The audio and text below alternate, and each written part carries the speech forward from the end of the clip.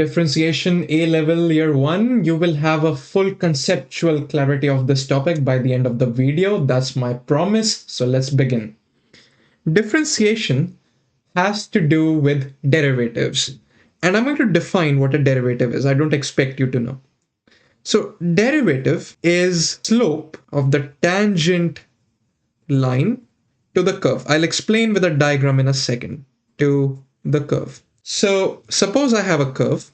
I don't know, I'll make a random curve and let me call it something like this. Now, I don't know what its equation is. I have no idea. And I might say that, let's say this is my point x equals 8. Then this is the tangent line to the curve. And the slope of this tangent line is my derivative. So maybe the slope of this line is, I don't know, maybe a half. Then my derivative at x equals 8, or which I might call f dash of x at x equals 8, is a half, okay? The notation for derivative is f dash of x. If this is my equation, f of x equals something, then the derivative is f dash of x evaluated at x equals 8 for the point x equals 8. So this is what derivative essentially means. But let's talk about what happens in a simple case when I have a straight line. Let's call it y equals x. This is 0, x-axis. Now, what about here? This is not a curve. This is a straight line. So the tangent line at each point is basically the curve itself. Because how do I draw a tangent to a straight line? That's the curve. That's the line itself. And we all know that, let's say, and this is point 1 as well, the gradient or the slope of this line is just change in y over change in x, also called y over delta x. And this will just be 1, right? Because the line is moving, the slope is 1 since this is also 2. So here was the change in x and change in y, both are 1. The slope is constant always for a straight line. In a curve, the slope will not always be constant because at a point like this, my tangent line has this gradient, here it has this gradient, somewhere here it has a sharper gradient, somewhere it has a slower gradient, right? So the gradient of the tangent line will itself depend on x. So what I need is a general way to say what the derivative at a point is, which we're going to look at now. So let's look at how to find the derivative at a point for a curve like y equals x squared. So this is your y equals x squared. Excellent. And this is my y-axis. This is x-axis. I want to find the derivative at x equals 1. How exactly do I do that? And derivative is again nothing but the slope of the tangent line. How exactly do I do that? Something to realize here is if I take a point, let's call this x equals, maybe this is, I don't know, 7. If I draw a line between these 2 points, the gradient of this line is not what I want. But if I take a point closer, something like x equals 5, I am getting closer to find the gradient of the tangent line, but I'm not quite there. I can maybe get even slightly closer with x equals 3. I can draw this line. Yes, I'm getting closer, but I'm not quite there. So what exactly do I need to do? And I should have said this is x equals 7, this one. But what I need to do is I need to get closer and closer to the point x equals 1 until I am there at the point x equals 1. And then that line, as I'm very, very, very ever so slightly away from x equals 1, the slope of that line is my derivative. So I'm sort of making these lines, but I'm getting closer and closer to x equals 1. And I'm finding the slope of those lines. So what exactly am I doing? I am taking a point x. In this case, I took x equals 1. So I took a point x and I took its y coordinate. So let's say this is equation y equals x squared. I took its y coordinate, which is f of x. So in this case, I took x equals 1. Fine. Then I took another point. I'm going to call that x plus h because I'm just adding something to x. I could also subtract something. And then I took f of x plus h, right? In this case, when I took x equals 5, my h was 4, wasn't it? Yes, that was true. And what I did was I then found the slope of those lines. So I did. What I said was the slope I want at point x is f of x plus h, that's the y value of the away point, minus f of x, which is the y value at this point. So this is the y value at the away point. This is the y value at the home point. And then I said, let me do the change in x values, which is just x plus h minus x, But I said that doesn't quite get me the gradient. I need to get closer and closer to x equals 1. But that means I need to reduce h to 0. So I want to take the limit as h tends to 0. Does that make sense? That's how I get closer to my home point. Should put this in brackets for clarity as well. In this case, if this is the equation y equals x squared, then that's nothing but what is f of x plus h? That would be x plus h squared, right? Because the equation is y equals x squared. So that's, if I'm putting x plus h into the bracket, then that's just x plus h squared minus x squared over x plus h minus x as h tends to 0. Do not forget that in every single line. And this is nothing but, I can expand the brackets or I can use difference of two squares. Let's expand instead. X squared plus 2xh plus h squared minus x squared over x plus h minus x. The x's cancel out here. And I am left with still lim h tends to 0. That's 2x plus h. I just separated the fractions. So 2xh over h is 2x and h squared over h is just h. And I still need the limit as h tends to 0. But this is just 2x. Aha, now I have the formula for my derivative.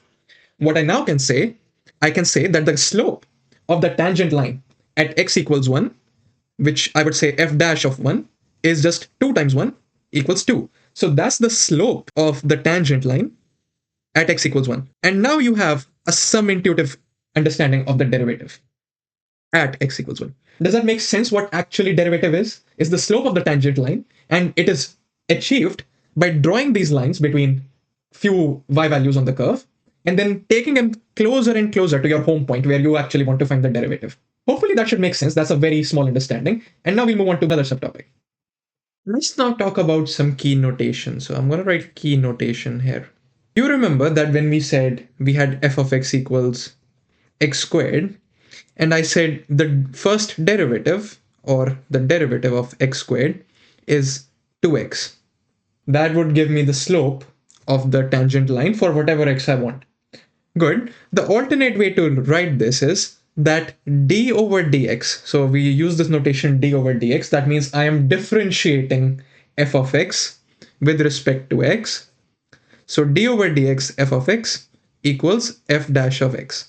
So in other words, d over dx x squared is also equal to 2x. These are both notations that are used quite often, so you might wanna be sure of that once you see them, you don't get confused. That's pretty decent. Now I'm going to introduce you to the power law. What is power law? In general, you can see something interesting. When I had x squared, the differential or the first derivative was 2x, right? I just brought the 2 down and I reduced the power by 1. So if I have x cubed, I'm going to write it here. D over dx x cubed is 3x squared.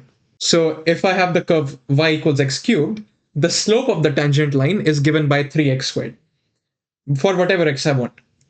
Now, the trick here is that the 3 came down and I reduced the power by 1, right?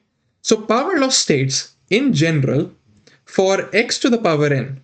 So if I have d over dx, x to the power n for some n belonging to R, where belongs to a natural number, sorry, then that is equal to n x to the power n minus 1. So I bring the n down, I bring the power down, and then I reduce the power by 1. So another example would be that d over dx, let's say x to the power 4x cubed. I hope that is making sense. Now, probably you have not seen d over dx. You have only seen dy over dx. What's the difference between d over dx and dy over dx? So if I said I equals x cubed, then I would say dy over dx equals 3x squared. Because I've already assigned x cubed to something. So I would say dy, differentiating y with respect to x, gives me 3x squared. And here, since I had not assigned a y to x cubed, I would say d over dx x cubed is 3x squared because I don't have a y anywhere. Right now I defined y equals x cubed, so I say dy over dx is 3x squared. Equivalently, if you say f of x equals x squared, then d over dx f of x equals f dash of x. So same notation, lots of way to write it. They all mean the same thing. Very good. So now you have the power law as well. One more thing to notice, that what if you had a constant? So I would want to say that d over dx, let's say I have a constant a, x to the power n, then the constant stays the same, and you just differentiate the other thing. So what you would do is, this is same as a nx to the power n minus 1. So the constant just gets multiplied by the derivative. It doesn't happen anything to the constant when it's being multiplied. It just comes there. So as an example, if I have, let's say, 3x cubed, let's say y equals 3x cubed, then dy over dx equals 9, because 3 times 3 is 9. I bring the power down, and the power is reduced by 1, so the derivative here is 9x squared. Very simple. And this is just same as times, where 3x squared is d over dx of x cubed, right? So nothing special about this. Now, what about differentiating a slightly more quadratic, something like y equals ax squared plus bx plus c, where a is not equal to 0? That's definition of a quadratic. So suppose I have let y equals, I don't know, 6x squared minus 3x plus 2. And if I want to differentiate with respect to x, so I want to find dy dx, I am basically going to differentiate each term and add them together. That's what's going to happen. So I'm going to differentiate 6x squared, which is just 12x. 2 times x is 12, and then power reduces by 1. Differential of 3x is just negative 3. And plus 2 just goes to 0, because plus 2 is same as saying I have 2x to the power 0, right? Because x to the power 0 is 1. So when I bring the power down, 2 times 0 becomes 0. And so basically, this is what my derivative is. Dy over dx is 12x minus 3. And this is same as, if I call this f of x, the function of x, then this is same as f prime of x.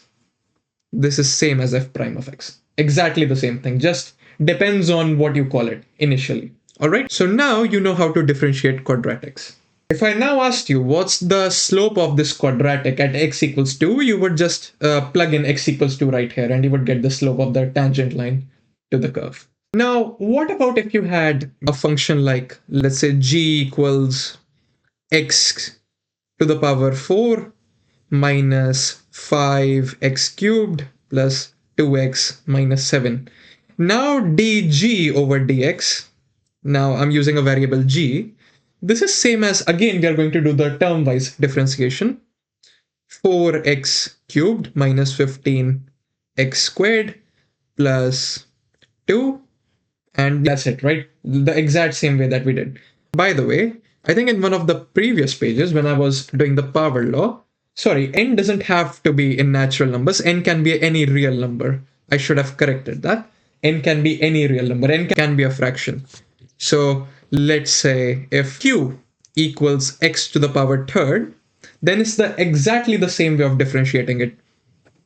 dq over dx is, I bring the power down. So 1/3 x to the power 1/3 minus 1. I need to calculate that, and that's just 1/3 to the power this. So 1/3 x to the power negative 2/3.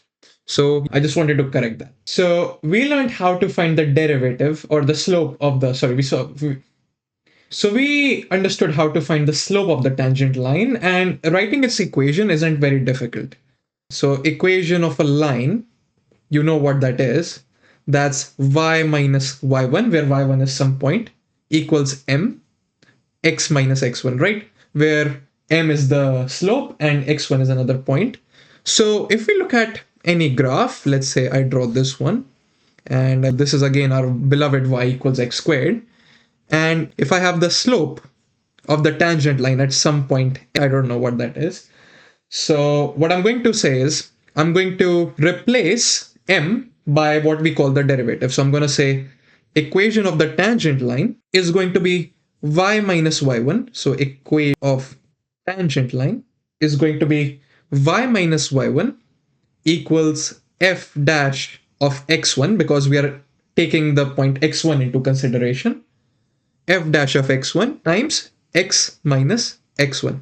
Good. Let's call this x1, sorry. Great. Now we can make another small substitution, that we can say y minus, instead of y1, I can say that is f of x1, right? Because if f of x equals y, then y1 is just f of x1 equals f dash of x1 or f prime of x1 times x minus x1. And that's basically the equation of the tangent line because it passes through this point f of x1 and x equals x1, right? This is your x-axis.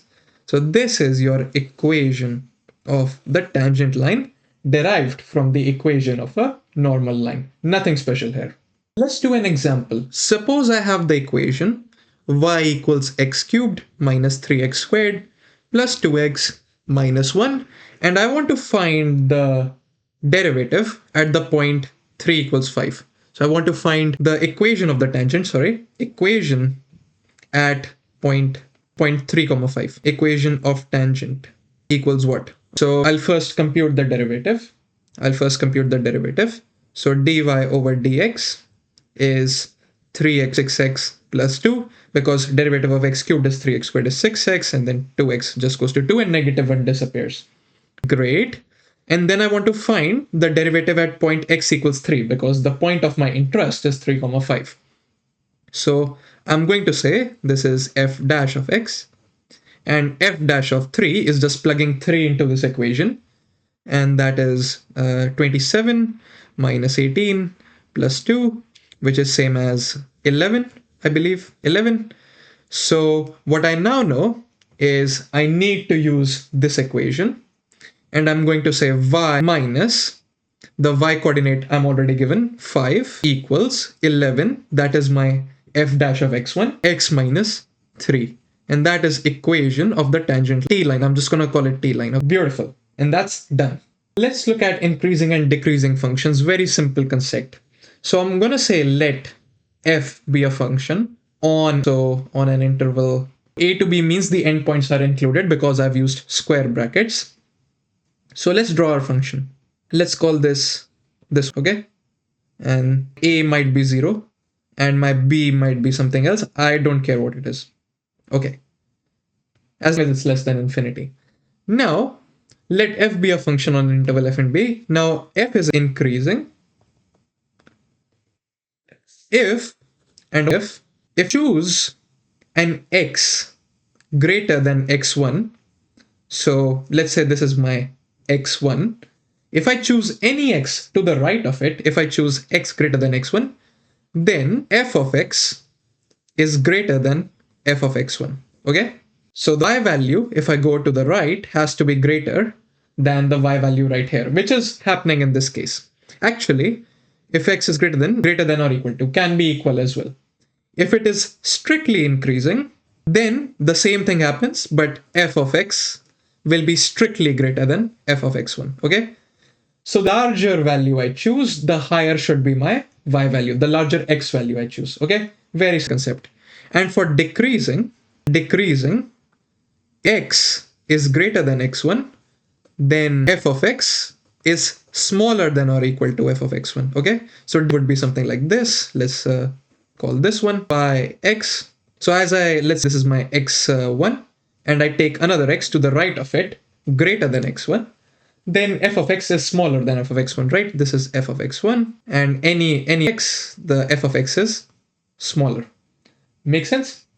And again, for strictly decreasing, so strictly decreasing, if exact same thing, but f of x is smaller than f of x1 quite strictly.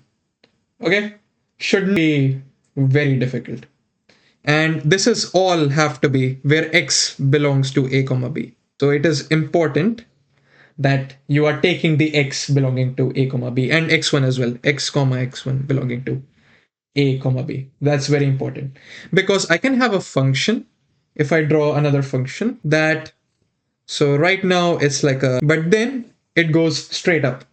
So on an interval a comma b, it is strictly increasing, but it's not strictly increasing or strictly increasing between 0 and 1, is it? Because between 0 and 1, it is coming up, it's coming down. So it's neither strictly increasing, nor decreasing. It's just squiggling around. But between a and b, it is a strictly increasing function. All right? Hopefully that's clear. What can we say about the derivative of increasing or decreasing functions? So one thing to notice here is if I have an increasing function, what is happening here is, what do you think the derivative is? Is it always positive or always negative?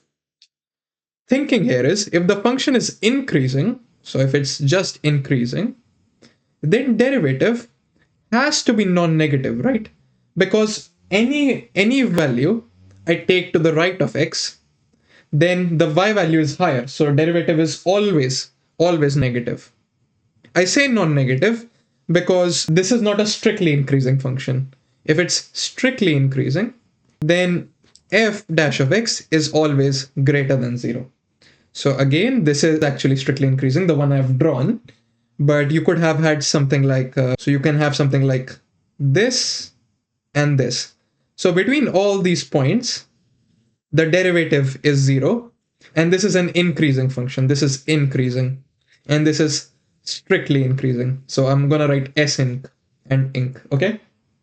Similarly, if it is decreasing, what do you think the derivative is going to be? Then f dash of x is always less than or equal to 0, right?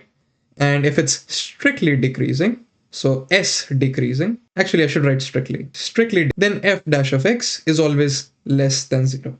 Okay? And too difficult here. This brings us to the concept of second order derivatives. Now, what the hell is second order derivatives? So if we saw, again, we'll have to come back to the basic y equals x squared, but not now this is becoming more interesting. So y x 0. You saw, told you how quickly the y values were changing, right? The slope of the tangent line was telling you instantaneously how quickly the y values were changing. So if you go all the way up, the y values are changing more and more quickly, right? For like the y equals x squared, you just extend it, the y values start increasing more and more quickly. Okay, so order derivative, or the first derivative, gives you the slope of the tangent line. It tells you how quickly the y values are changing. The second order derivative tells you how quickly the gradient is changing. So at x equals, let's x equals 3, we know d over dx x squared is 2x. So at x equals 3, so I'm just going to say f dash of 3 is 6. And at f dash of 5, it is 10, right? 2 times 5 is 10. So what I'm trying to do now is I'm trying to see how quickly the gradient has changed. I see it has increased by 4, hasn't it? Not the y values, but the gradient itself, the slope of the tangent line has increased by 4 units, hasn't it? So that's what the second order derivative gives us. The first order derivative, okay, I'm just going to write it.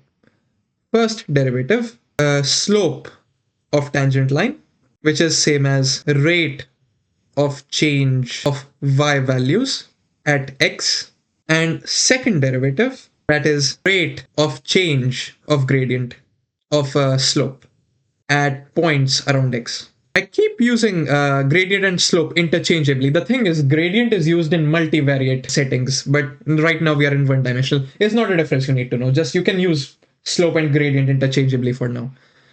Rate of change of slope at points around x, okay? So x equals 3, this is your slope. If x equals 5, the slope is 10. So now we are trying to find the rate of change of gradient, okay? And what the second derivative gives you. Interesting thing is, if I have y equals x squared, you think the rate of change of gradient is positive or negative? So right now, the gradient is 6. As I increase my x value, the gradient is also increasing. So the rate of change of gradient at y equals x squared is positive, right? So this is y equals x squared. So second derivative for x squared, y squared, should be positive. But how do I calculate y equals x squared? How do I calculate the second derivative? So to calculate the second derivative, I just differentiate the first derivative. So if I say f of x equals x squared, then f dash of x equals 2x. And to find the second derivative, which will be f double dash of x, that is just 2. So what that means is, as x goes up by 1 point, so as x goes up by 1, then f dash x goes up by 2. Do you see what that means? You can see that if I have example, f dash of 2 equals 4, f dash of 3 equals 6, and f dash of 4 equals 8. So as I am changing x, the slope of the tangent line is increasing by 2, isn't it? It's always increasing by 2. So f double dash of x, which is telling me the rate of change of the slope, is 2. Okay? Hopefully that conceptualizes second derivative for you. First derivative gave us the change in y values, how quickly the y values were changing. Second derivative is telling us how quickly the gradient is changing or the slope is changing, which is basically the rate of change of y values. Yeah. Well, rate of change of y values, yeah. Essentially, like don't forget, this is the slope at a different point. How quickly have these slopes changed? That is basically the second derivative. Don't overthink it. Okay? Now look about stationary points. Point is one where the gradient or the slope is 0. So let's say if I have, I'm not going to draw y equals x squared again, don't worry. Let's say I draw something like this, okay? So graph was increasing first, and then it came down, and then it started increasing again. But that means for it to have gone up and then to come down, and it did not do immediately, it might have smoothed down somewhere. So it might have achieved like a hair. And here the gradient is 0 because the tangent line is parallel to the x-axis, right? Yes, there are functions where you can have up and down very quickly, but I'm going to say this is like a smooth curve. And here the gradient is 0. So the graph went up, smooth or consolidated itself, and then came down. Okay? Yes. This is called a stationary point. This is the maximum point, a local maxima. I could call it local maxima because it is like going up and then it's coming down. So in a small neighborhood of this point, it is the maximum. So it's called a local maxima. If I take y values close to it, it is the maximum point. Okay. Now, local minima is something like this. This point, the minimum point, and it should be obvious, this is also a stationary point, that because the gradient is 0 or the slope of the tangent line is 0, as I might call it. And the third kind of stationary point is a point of inflection. So if I have y equals x time, y equals x cubed is a funny one because it goes something like this and then it goes something like this. So something happens here. This is called a point of inflection. And because this is y equals x cubed, the derivative here is, so if I say d over dx x cubed is 3x squared, right? But what is this derivative at x equals 0? So this is your point 0. Now at x equals 0, it is 0, right? Because 3x squared put x equals 0, it is 0. So f dash equals 0 is 0. Or I could just say f dash of 0 equals 0. Same thing, right? But what is going on? This is not a minimum point or a maximum point. So what is going on here? I'll need to flip the page for that. Why is this still a stationary point? The thing here is that if I draw, I'm going to say this is page number 9. So again, let's draw y equals x cubed. The gradient, of course, is 0 there. But there's something more important about this graph that I want to talk about. This is x, 0, and yeah. So first derivative, which is f dash of x, is 3x squared, as you might know now. The second derivative is differentiating this guy again. So f double dash of x is 6x. So the rate of change of gradient also depends on x. Fine. In y equals x squared, it was a constant like 2. It's again dependent on x. Something interesting happens. If you think about f double dash of x, think around x equals 0. What is happening here is if I take a value x greater than 0, then f double dash of x is positive, the second derivative is positive. If I take x less than 0, then the second derivative is negative. What does that mean? So right now if I draw like a point, I draw a slope, it is good. Then if I draw a slope again here, it is steeper. It is again steeper as I move the x values. The slopes keep becoming steeper until they become like fine. But right now, if I were to go on the other side, the slope here is something like this, but then it decreases because you see this line is steeper, this is less steeper, this is again a bit less steeper, it becomes 0 here and it starts becoming positive there. So we see that the gradients, rate of change of gradients, is negative on the left side of 0 and positive on the right side of 0. So here slope is increasing and here the slope is decreasing. Okay, so if I have a point, let x equals -2, what's the derivative there, or what's the slope of the tangent line? Then f dash of -2 equals 3 times -4, -2 squared, which is 12. Okay, and x equals -1. Then f dash of -1 is just 3 times -1 squared, which is 3. Okay, so we see that the slope right here is less steeper. This is steeper. This is steeper and this is less steeper. Less steep. Okay, but had increased. So what I should realize here is that the second derivative should be negative.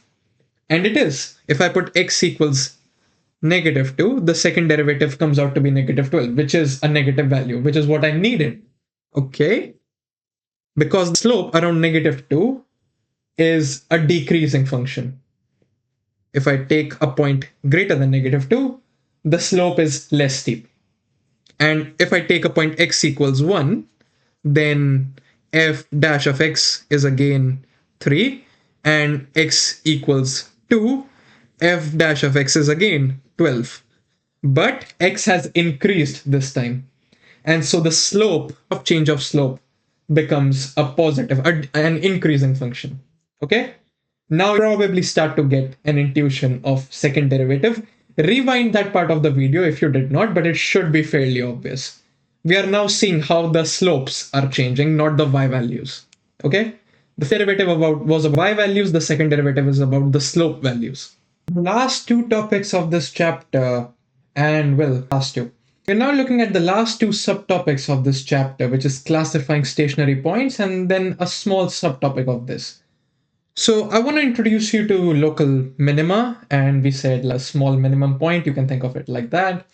Local maxima, like a maximum point, and a point of inflection, which came into this graph that we said was, let's say, y equals x cubed. It occurs in many other graphs as well. This is just an example. What's special about point of inflection is that the second derivative is positive when I am greater than 0. Why especially x is greater than 0? Because the x is greater than 0 is the stationary point. And f double dash x is smaller than 0 when x is smaller than 0. So around the stationary point, the second derivative is changing. That's why this is called the point of inflection. Of course, f dash of x equals 0. So this is very clear, it's a stationary point. For all three of them, f dash of x is 0. We can see that because the tangent line is always flat. So the slope is always 0. I want to take an aside, which I should have covered earlier, but I did not. If for a function, it is always, the second derivative is always greater than or equal to 0, then it's a convex function. We define it as a convex function. And if it's a concave function, then f double dash of x is always greater than or smaller than or equal to 0. So a convex function is our y equals x squared. You can draw it and you'll see the second derivative is always positive because the second derivative was 2. And concave function, when the second derivative is always less than 0, so that's the opposite of that, which is y equals -x squared. That's a concave function. And a straight line, which I should say, a straight line is both concave and convex, as f double dash of x is equal to 0 for a straight line. So you can take any equation like y equals x plus 3. The first derivative is 1 because x will differentiate to 1. And then when you differentiate 1 again, it will just give you 0. So a straight line is both concave and convex. I'll show you a visual understanding of concave and convex as well. Now let's learn something called the first derivative test. If there was a function which I could not sketch, but I knew the stationary points, and I wanted to ask myself, are they minimum, maximum, or something else? What would I do? One thing I could do is I can check the points close to the stationary point. One on the left side, one on the right side. And I can check how the gradient is behaving there, gradient or slope. I use them interchangeably. So let's look at local minima. Here I know this is my minimum point, but let's say I could not sketch the function. On the left of 0, is the gradient positive or negative? On the left of 0, clearly the gradient is negative, right? And on the right of 0, the gradient is clearly positive. So when I have a local minima, the gradient on the left of the stationary point is always negative, and gradient on the right of the point is always positive. And the thing here is now we will have stationary points, so the gradient at those points is 0. Of course, right? There is nothing here to check. Now, there are situations where the thing here is, let's say you could have had a situation. I want to draw it somewhere. Let's see. So somewhere here. Now I can have a function which can be like this. It can have like a whole range where it's 0, and then it can start increasing. Now all these points are stationary points, but I will need to choose a suitable edge to get me to know whether they are local minimum or local maximum, right? Because if I take this point and I take a small edge, then even there the gradient is 0. And I can't decipher much from that. I need to take a big enough edge to see what's happening there. This is also possible sometimes. But in general, the gradient to the left of it will be negative and the gradient to the right of it will be positive. In the local maxima, opposite happens. So gradient here is positive at a point near it, and on the point here, the gradient is negative. So on the left of x, the gradient is positive, and on the right of it, the gradient is negative. What about point of inflection then? So point of inflection, right now here, the gradient is positive, and even here, the gradient is still positive, right? The gradient is always positive, only the rate of gradient changes. So what can happen is I can have positive gradient, or if I were to flip this, which would be a function like this, still an inflection point, I just did y equals negative x cubed, then the gradient is negative, 0, and then still negative, isn't it? So it becomes flatter here. So 0, and then it starts going down like this. So the gradient can be positive 0 positive or negative 0 negative. So if I have that, I know that's a point of inflection. And this is called the first derivative test. And h should be small enough or appropriately sized. So this is a very important page to learn, and hopefully that was useful. Let's now try to visualize concave and convex functions. Here I have two functions and I claim one is convex and the other one is concave. Why is that? If I look at the slopes, how are they changing? So here it is very negative, still negative but less negative, bit less negative, 0, positive, more positive, even more positive. So the slopes are increasing, right? The rate of slopes is increasing. So therefore, I can say f double dash of x is greater than or equal to 0. The rate of change of slopes is non-negative. So this is a convex function. If it was strictly convex, then you would get rid of the greater than equal to sign. It would just be greater.